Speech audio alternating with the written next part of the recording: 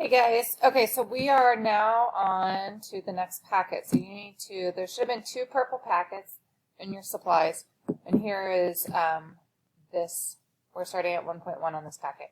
I also have linked these that you can print off into the folder. So if you don't have this packet for whatever reason, you can print those off. Ton of vocab. So we're starting into the first unit in geometry. And there is a ton of vocab, and you guys need to understand this vocab for the rest of the year. So it's really, really, really important that these first sections, that you truly understand, know how to draw them, know how to state them, know how to use them, understand what they mean in order for the rest of the year, okay? So first thing, undefined term. It's a word that does not have a formal definition, but we agree as to what that word may mean. Okay, so it doesn't really have a good definition, but we just put a somewhat definition on it that we agree by. Some undefined terms would be a point. A point is an undefined term. It's the most basic building block. It has no size, only location. So a point is just a point, right? How we name that, I may put a P next to it. So that would be called point P. So anytime you have a point, it has to have a letter next to it, okay? Next is a line. This is another undefined term. So it's infinite length. So a line goes on forever and ever and ever and will never stop. It doesn't have a thickness, and it has to have at least 2 points.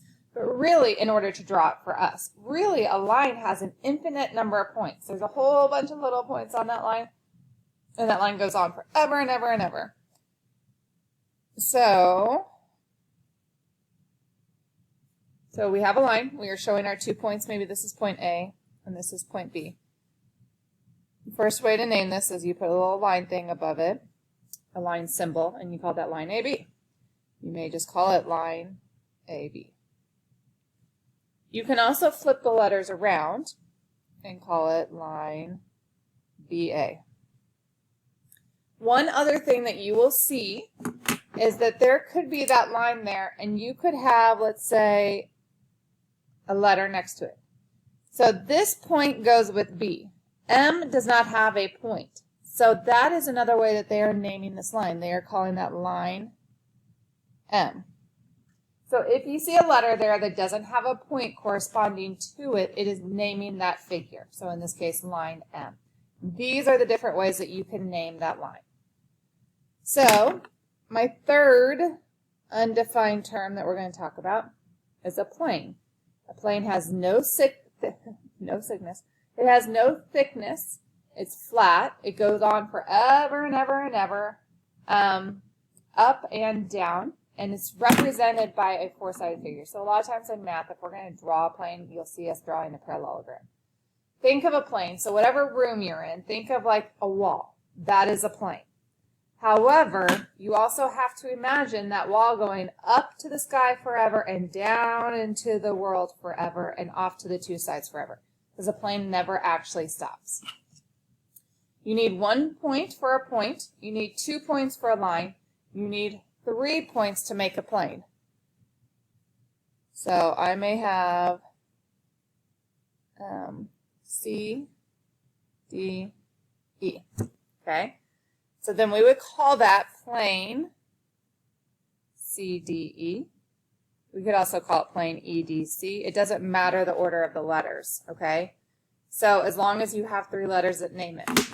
Along with the same idea that I talked about earlier, how there may be a letter in there without a point associated, same thing here. I may have like the letter L there without a point associated with it, and then I can call that plane L. So those are the 2 ways. You either need 3 points to name a plane, or if the plane is named by a letter that's not associated with a point. Collinear, let's talk about this. Let's break it down. Co means with. Linear is line.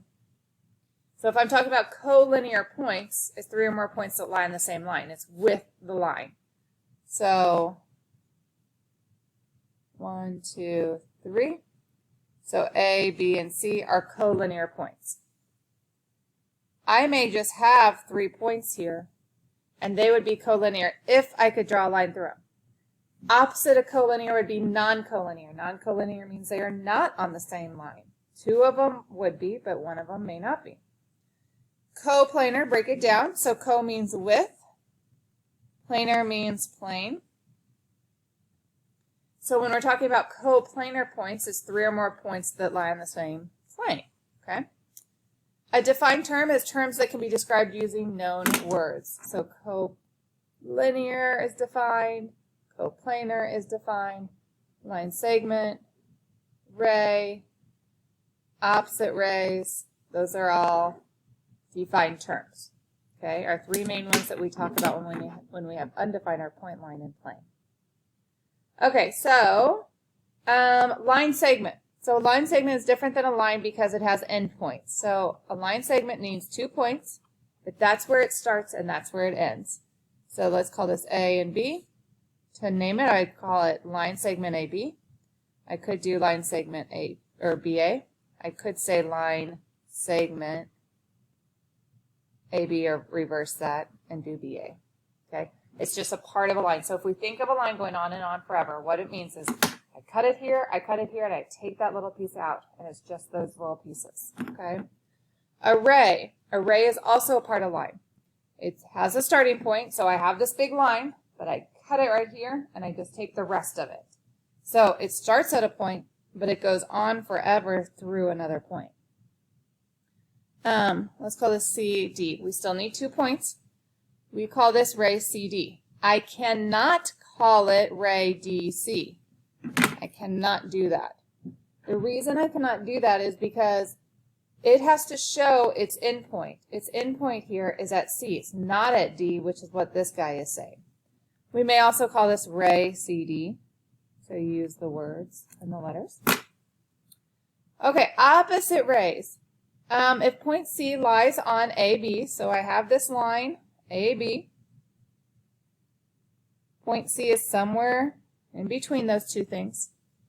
Then C, this guy, going that way, ray CA, and ray CB are opposite rays. They essentially are 2 rays that have the same common endpoint, and they go in opposite ways to make a line.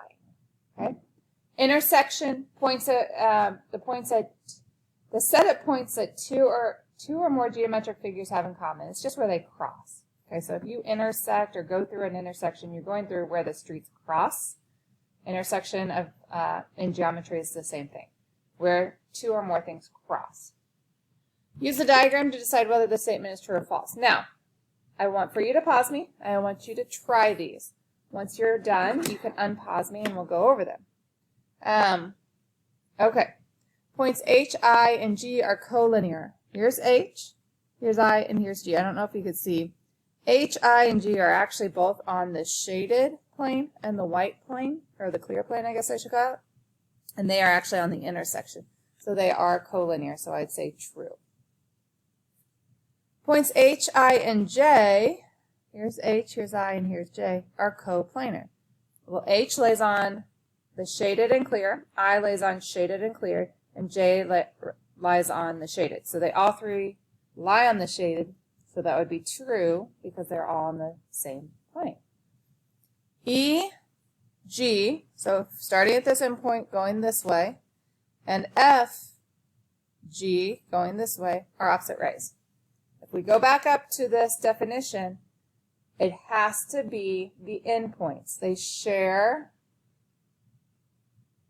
the same endpoint. So this would be false. They would have to have this endpoint of G for this to work. So it would be G to F and G to E. All points GI and GF are coplanar. Remember, planes never end. So even though these planes look like they end, planes never end. So since GF lies on the clear plane and GI lies on the clear plane, that means that all their points would be coplanar, and that is true because they're all going to be on the clear plane. The intersection of EF and plane JKH. JKH is the shaded plane. So we're talking about the intersection of this line and a plane. So if I think about that, piece of paper could be a plane. If I have a line that goes through it, it's going to go through at a point. So they intersect at a point. We just have to figure out what point they intersect at. Intersection of EF, and then the shaded plane would be at point G. Okay? The intersection of line EF, HI, and JG is point G. That's true. Oh, we didn't have to figure out what it was, but this is false. Sorry. Okay. The intersection of plane EHG, which is the clear plane, and G or JGI, which is the shaded plane, is point G. So two planes. So think of two sheets of paper. When they intersect, do they only intersect at a single little point, or do they intersect at something different? These two look like they intersect at a line segment. However, do planes ever stop? No. So it wouldn't be a line segment, but it would be a line. So they're saying point G. That's false.